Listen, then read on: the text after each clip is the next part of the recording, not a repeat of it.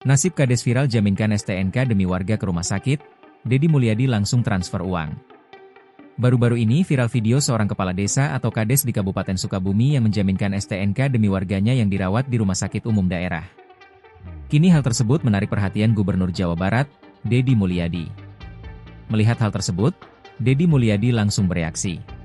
Saya ucapkan terima kasih pada Pak Kepala Desa atau Jaromidun yang telah melangkah menyelamatkan warganya. Untuk itu, saya sudah berkirim uang kepada nomor rekening yang dikirim barusan setelah saya minta ke Jaromidun, dan uangnya saya lebihkan untuk biaya makan dari keluarga pasien.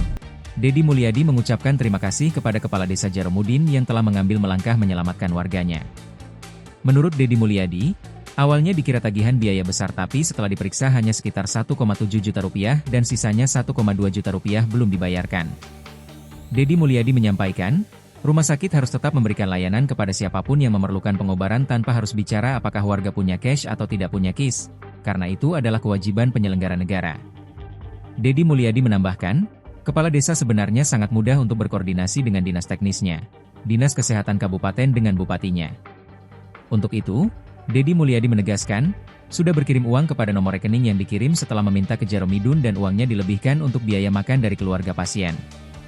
Deddy Mulyadi mengajak untuk saling melayani dan bangun komunikasi yang baik antara para kepala desa dengan bupati, dengan para kepala dinasnya agar Jawa Barat bisa memberikan layanan yang terbaik bagi kepentingan masyarakatnya.